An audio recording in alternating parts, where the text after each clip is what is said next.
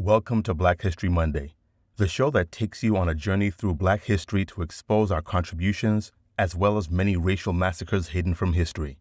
So sit back, free your mind, and follow me on this journey.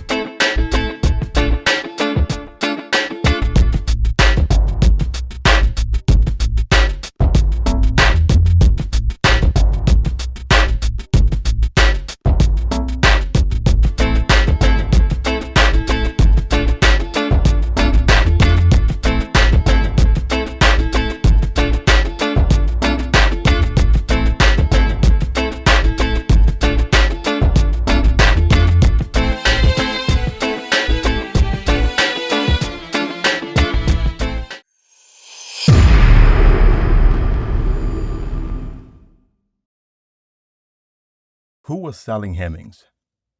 Sally Hemings, the slave of a U.S. president who had 6 children by him. She was owned by President Thomas Jefferson through inheritance of his wife, Martha Jefferson. Never marrying, Hemings bore 6 children with Jefferson. 4 lived until they were adults. She was born in Charles County, Virginia in 1773. She is the descendant of an African slave and English sea captain. I thought these people believed slaves were inferior. Maybe I'm mistaken. Hemings' mother, Betty, also bore children with her master, John Wayles. Wayles was a lawyer, slave trader, planter, and the father-in-law of Jefferson. Wayles migrated from Lancaster, England to Virginia in the 1730s. Wow, just seems to run in the family like a river, doesn't it? They love their slave women. So we have all of this black hate that is running rampant throughout the country right now, but clearly, a founding father enjoyed the company of a black woman at least 6 times. Let us move on. Hemings came to the Jefferson household as a baby. Being that she was of mixed race, she was awarded the privilege of being a domestic worker. In 1784, Jefferson was selected as the American envoy to France. Hemings was selected to accompany his daughter, Martha Polly, who was also on the trip and was a teenager at the time. Hemings stayed in France for 26 months. Slavery became abolished in France after the Revolution in 1789. Subsequently, Jefferson paid Hemings $2 per month. While she was there, she was able to learn French, accompany Martha to formal gatherings as a lady's maid, and stay in Jefferson's villa on the weekends. Hemings was legally permitted to request for her freedom and remain in France. Now, at 16 years of age, Hemings became pregnant by Thomas Jefferson, who was approximately 41 years old at the time. She returned to the United States due to Jefferson's promise of releasing their children when he or she reached 21. So this justification made it okay for Jefferson to repeatedly take advantage of young Sally Hemings. Female slaves had no legal right to refuse unwanted sexual advances. Sally Hemings was the child of an enslaved woman and her owner, as were 5 of her siblings. At least 2 of her sisters bore children fathered by white men. Mixed-race children were present at Monticello, in the surrounding county, across Virginia, and throughout the United States. Regardless of their white paternity, children born to enslaved women inherited their mother's status as slaves. Let's watch this quick video and look at some of the history. Jefferson professed to hate slavery, called it an abominable crime, but he held on to his slaves. He freed only 7.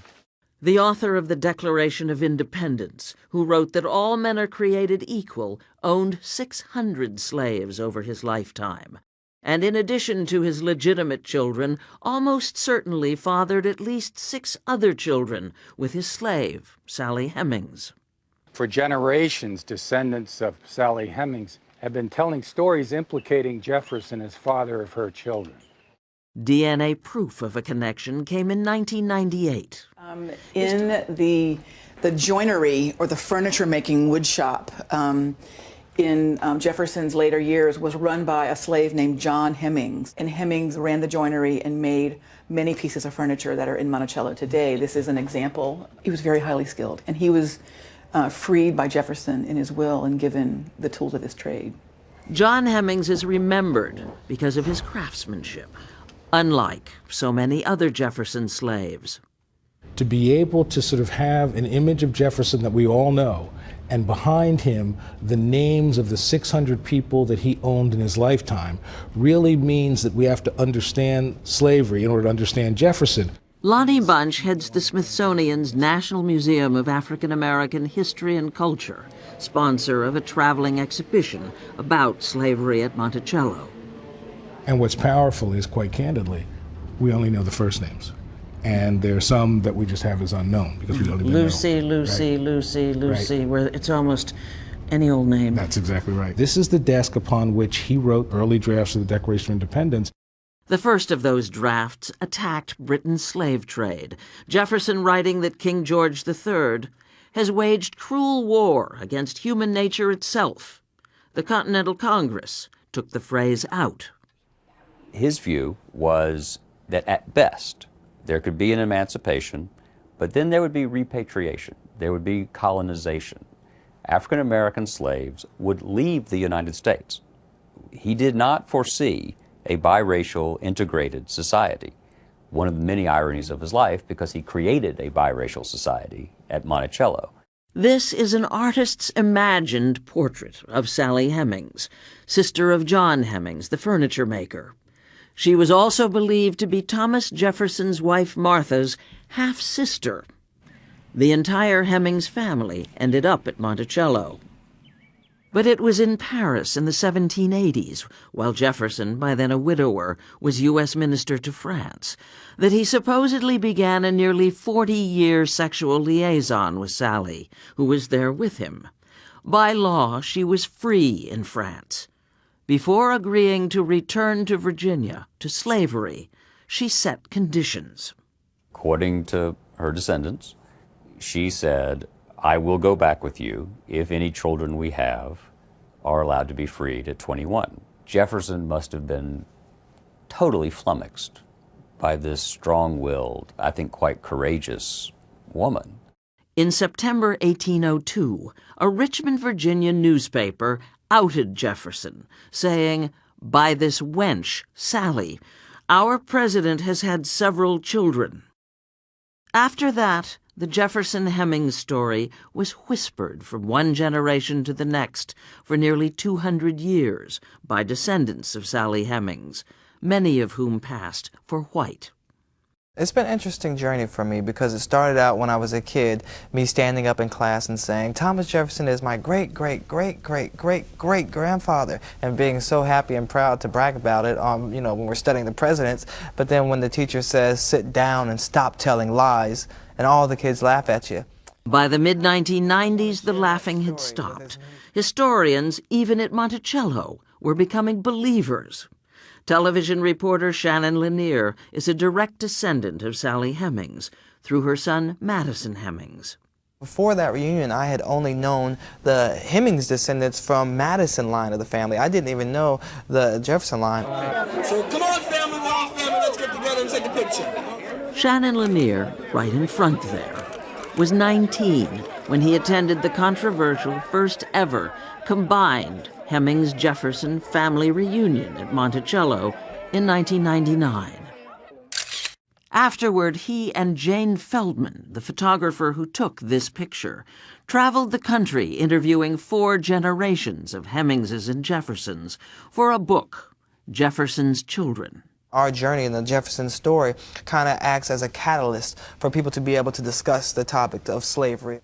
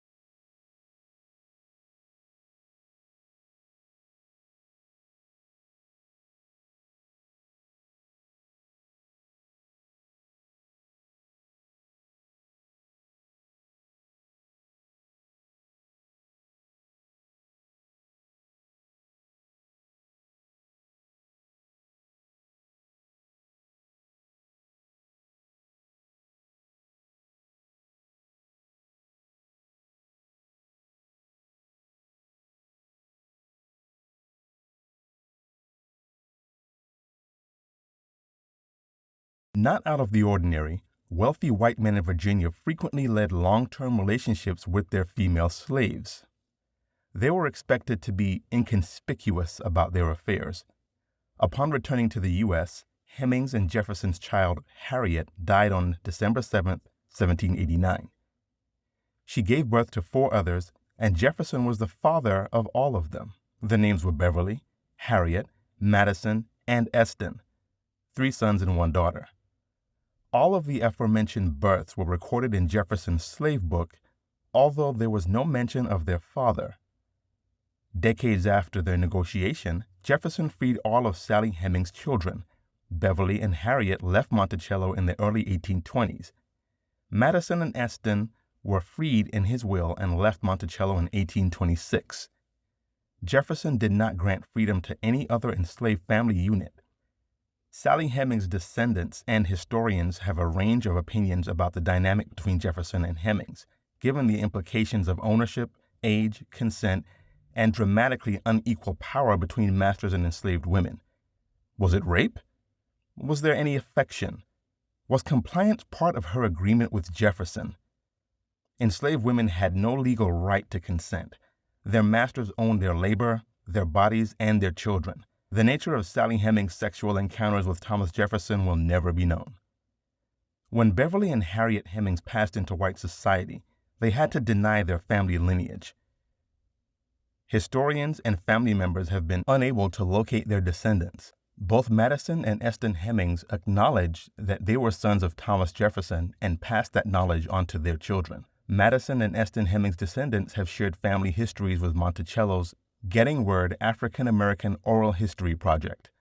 Annette Gordon Reed once said, "The power aspect of it is very real because obviously he could have sold her if he wanted to. She could not refuse his advances, but his wife Martha could not say no to him either. I think it would be easy for Jefferson to rationalize this relationship because males were supposed to dominate women." She also shared the story of Mary Hemings Bell, Sally Hemings' older sister who lived as the wife of the man who owned her. If any of this happened today, we would be talking about statutory rape, sexual harassment, or simply cheating. This gives you an idea about how much black people were hated and mistreated. Here you have wealthy, powerful white men who are married with children. They raped and impregnated multiple black slave women all over the country. The white women turned their aggression towards the black women and their offspring instead of the white men who were engaging in repeated cheating. Today, this would end in multiple divorces. This is a part of our history that should not be forgotten. There are white people all over the country who have African blood, and they don't even know it. Take a look at some additional history.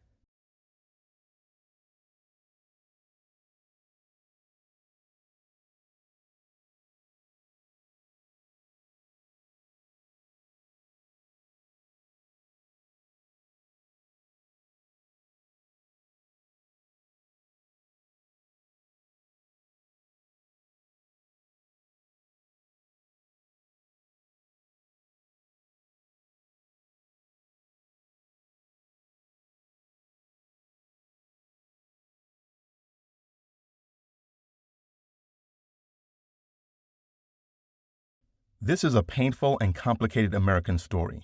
Thomas Jefferson was one of America's most important founding fathers and also a lifelong slave owner who held Sally Hemings and their children in bondage. Sally Hemings could be known today, but not as Jefferson's concubine, but as an enslaved woman who, at the age of 16, negotiated with one of the most powerful men in the nation to improve her own condition and achieve freedom for her children. Like many other 18th century intellectuals in Europe and North America, Jefferson believed blacks were inferior to whites. In his only book, Notes on the State of Virginia, 1785, Jefferson expressed racist views of blacks' abilities, though he questioned whether the differences he observed were due to inherent inferiority or to decades of degrading enslavement. He also believed that white Americans and enslaved blacks constituted 2 separate nations who could not live together peacefully in the same country. Of this inevitable rift, he wrote, "Deep-rooted prejudices entertained by the whites, 10,000 recollections by the blacks of the injuries they have sustained, will divide us into parties and produce convulsions which will probably never end but in the extermination of one or the other race. Amazingly, in a disrespectful and clueless way, Thomas Jefferson was able to admit something that many whites today still do not believe exists. In his era, this was the cultural norm. The notion of one skin shade being superior over another simply because of that skin shade is barbaric and backward. We need to look at the big picture. If the earth is constantly consumed by hate, then what happens when it reaches the boiling point and ignites another world war? Lay the ignorance aside for a moment and think about what your children will be experiencing as a result of all of the ignorance being taught in some American households. It won't matter what color your skin is when the reality of war burns it off, will it? For once, stop thinking about your own ignorance and think about the fact that your kids are growing up in a world that this ignorance and greed are destroying. We all need to be responsible, intelligent adults and acknowledge which side started this hateful division to begin with, and finally, heal the division. Next week, Monday, we will continue on this journey as we walk through the doors of history. Make sure you subscribe, like, and share. Click the notification bell so you'll be notified when we upload new videos. Find The Awakening Frequency on Twitter, Instagram, and on Facebook. Research is key. Always do your own research and never just listen to what people tell you. We are The Awakening Frequency. Out of the millions of potential subscribers, we just want to reach one so each one can teach one. Peace.